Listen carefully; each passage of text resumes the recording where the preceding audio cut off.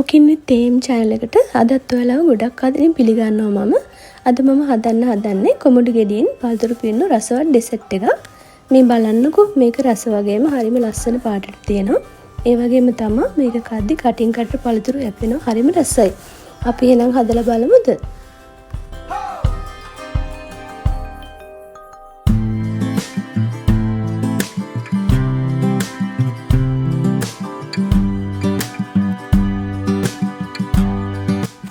මුලින්ම අපි සාමාන්‍ය ප්‍රමාණයේ කොමඩු ගෙඩියක් අරගන්නවා මෙන්න මේ වගේ. ඊට පස්සේ අපි ඒක නැට් වලින් කපලා අයින් කරගන්නවා. ඊට පස්සේ ඇතුලේ තියෙන මද ටික තියෙනවානේ. ඒක හැන්දකින් බාජියකට දාගන්නවා. ඊට පස්සේ කොමඩු ගෙඩිය මෙන්න මේ වගේ තියෙන්න ඕන. හොඳට සුද්ධ කරගෙන. ඊට පස්සේ අපි පෙනේරියක් අරගෙන යුෂ්ටි කරගන්නවා.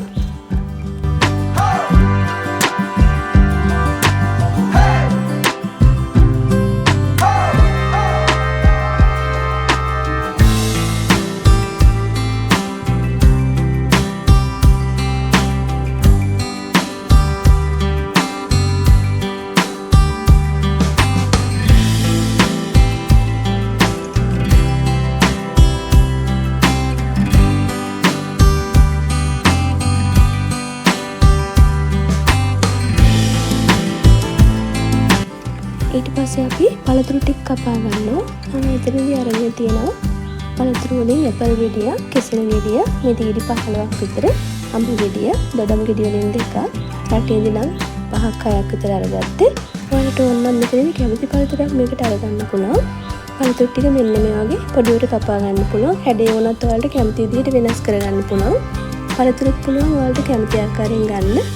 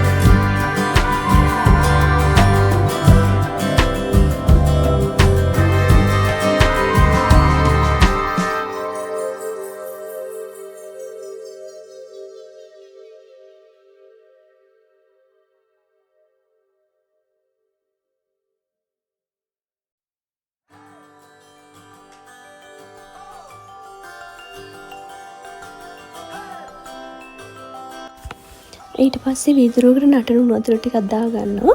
ඒකට අපි ජෙලටින් හැලි දෙකක් විතර එකතු කරගෙන හොඳින් කලවම් කරගන්නවා. ජෙලටින් එක නිවුනට පස්සේ අපි කොමඩු ඉෂ ටිකත් එකතු කරගෙන හොඳින් කලවම් කරගන්නවා.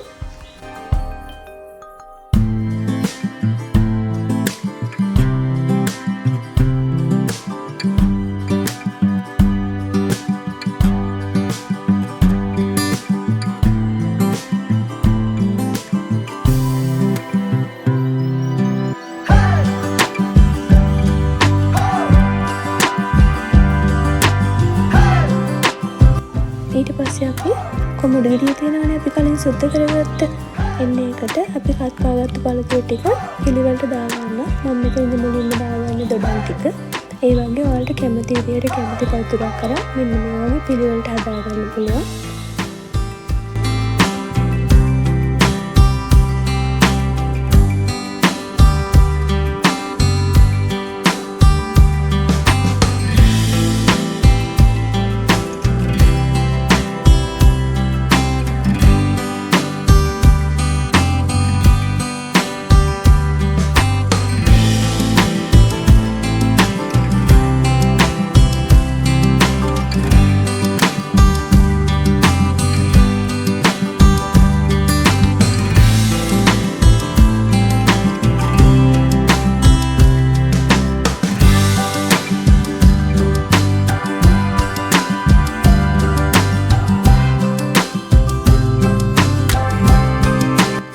දැන් අපි පළතුරු පුරවගත්තු කුමඩු විදියට කලින් හදාගත්ත කුමඩු විෂ ටික මේකට එකතු කරගන්නවා.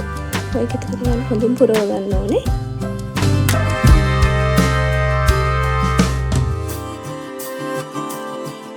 ඊට පස්සේ අපි මේක සීතකරණේ දාන්න ඕන. මම නම් පැය 5ක් විතර දාලා තිබුණා. සීතකරණේ උඩ කොටසේ දාන්න එපා. පහළ දාන්න. ඊට පැය 5කට පස්සේ ගත්තට පස්සේ මේ බලන්නකො. මාර රසයි වලට මාර වාසය හිතෙන ලස්සනට කලර්ස් වලින් තියෙනවා. ඒ වගේ තමයි චූටියා නම් ගොඩක් කැමතියි. මොකද යාළුවා කොහොමද ඔය පාට දේවල් වලට රසයි. අතොන් නදම හදලා බලලා මට ලයික් එකක් කමෙන්ට් එකක් දාන්න අමතක කරන්න එපා.